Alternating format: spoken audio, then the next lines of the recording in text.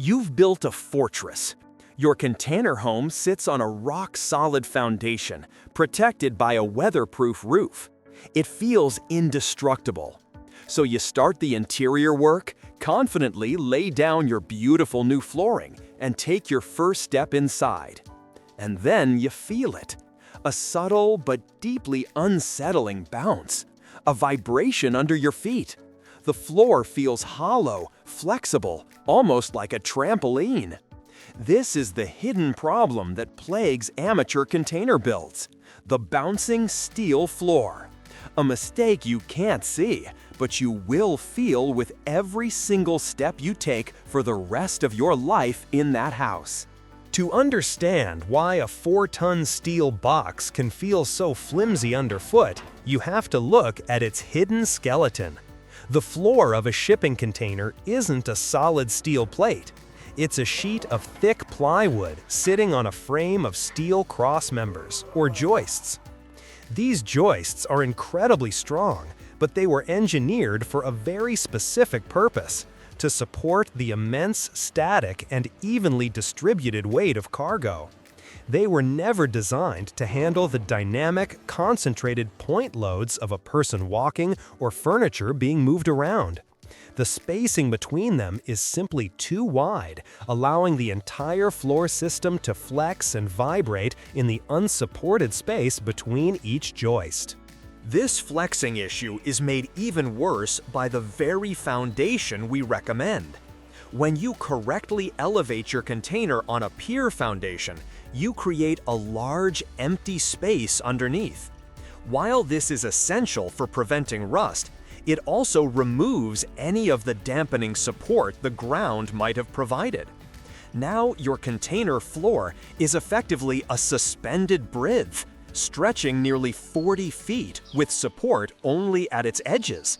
This hollow cavity underneath acts like the body of a guitar or a drum, amplifying every vibration and footstep, which is why the bounce feels so much more pronounced and the floor sounds so hollow.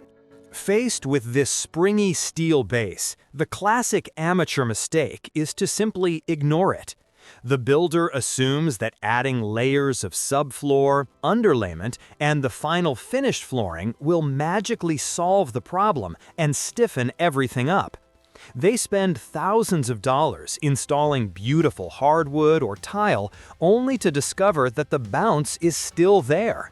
Now, not only is the floor unpleasantly flexible and noisy, but that constant movement will slowly destroy the finishes from below.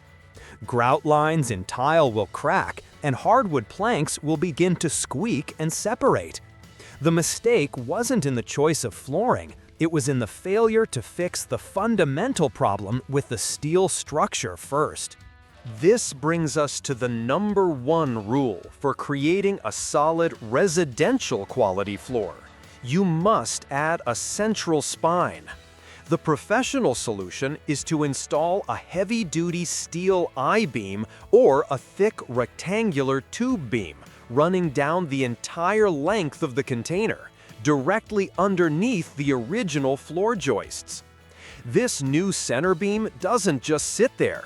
It's supported by additional foundation piers placed strategically along the middle of the container span. This isn't a minor tweak. It's a fundamental structural upgrade. You are giving your floor a powerful central backbone that it was never designed with from the factory. The genius of this center beam is in the simple, powerful science of halving the span. In engineering, the stiffness of a beam is exponentially related to its span, or the unsupported distance it has to cross.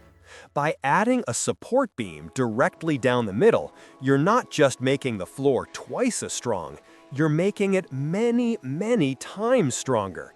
You have effectively cut the span of each of the original steel joists. A joist that once had to cross a nearly 8-foot span now only has to cross 4 feet. This simple act dramatically, almost completely, eliminates the flex, bounce, and vibration, transforming the entire floor system from something that feels temporary and flexible into something that feels rock solid and permanent. In the end, the floor of a standard shipping container on its own is not a floor for a home. It's the flexible deck of an industrial vehicle. The number one rule of adding a central support beam is what performs the final, crucial transformation. It's the step that addresses the hidden weakness of the floor joists and turns a bouncy, vibrating surface into a completely solid and silent foundation for your daily life.